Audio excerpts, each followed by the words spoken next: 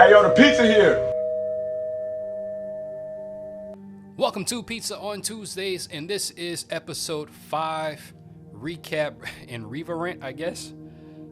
This episode was straight fire, so it starts off with a training session between Anakin and Obi. Yes, a flashback of Anakin in the flesh, Anakin Skywalker, here training with Obi-Wan Kenobi without the Lord Vader getup. And I believe this training session takes place anywhere between the Clone Wars and Revenge of the Sith.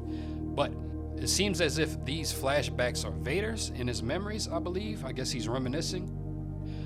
Reva was finally knighted by Lord Vader, quote unquote, "You are now the Grand Inquisitor," because the tracker she put on Leia's droid worked. And it turns out it tracked Obi, Leia, and Tarla to a planet named Jabim. Their plan is to draw Obi-Wan Kenobi out. Vader is foaming at the mouth to go ahead and finally flatline Obi-Wan Kenobi, and now he's in his grasp. Now, the Imperial forces pulled up on Obi, Tarla, and Leia and the civilians that were hiding right there, trying to get transportation off of Jabim. Hell, even Hija was there. I blurted out his name whenever I seen him. I was actually happy to see Hija there. But anyway, all the civilians are running from the Empire, and Roken is using a trade route to get them off the planet Jabim. But they have a time constraint and the window is closing. The Imperial forces are planning on trapping them and locking down the hideout. Vader says, "Ain't nobody leaving." Vader orders a full-on attack on them. Hidden behind a barricade, they take on heavy fire from the Empire. Bars, that rhymed. Now, in order for them, the civilians, to escape, they were having some technical issues, and the only one that could actually fix the problem is Leia, because she is so tiny and she can crawl into very small spaces. So she tasked herself to go ahead and figure out the problem to help the roof doors to open up. In a brief message via transmitter, Bail Organa tells Obi, "If I don't hear from you soon, I'm gonna make my way towards Tatooine," because he's worried about Vader finding out about the kids. Obi-Wan decides to distract the Empire, saying that he wants to talk to Reva. Now, him and Reva both walk up to the barricade. The barricade is between them. While talking to Reva, the truth finally came out. I was doing videos trying to figure out why does she know so much and why is she so obsessed with trying to capture Obi-Wan Kenobi. It turns out that I was kind of accurate.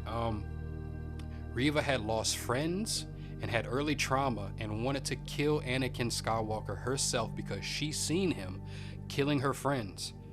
She said that she thought Anakin Skywalker was gonna help them, that she tried to help them, but she was too weak. She played dead. Anakin murdered the only family she knew. So with that being said, she wasn't serving the Empire. She was trying to get close to Vader to kill him. She continues on talking to Obi-Wan and questions Obi-Wan, asking him, where were you when he was killing all of us? And asks, do you even really want him dead? Why didn't you stop him? Why didn't you save us? Reva lost all of her friends when she was a Padawan during Execute Order 66, and she's seen Anakin Skywalker killing all of her friends. And I kind of figured that was the issue. To me, it's not bad writing. To me, it's the perfect revenge story that you can somewhat write. I mean, you killed all of my friends. I couldn't do anything when I'm a youngling, and now I'm gonna try to get close to you, and I'm going to try to kill you. So she never heard any rumors or anything like that. She never heard any rumors. She didn't want to climb up in ranks to be Grand Inquisitor.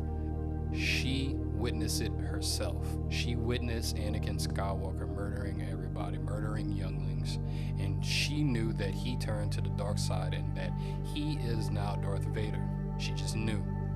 But anyway, Obi offers help, but Reva turned it down and forces her way past the barricade. Now that the Imperial forces breach the hideout, Tarla and the civilians have to fight back. At the same time, make their way throughout the back door, another exit. So the civilians are having a hard time fighting off the Imperial forces. But to help them escape, Tarla detonates a bomb, killing herself and sacrificing herself for Obi-Wan and the rest of the civilians to make an escape.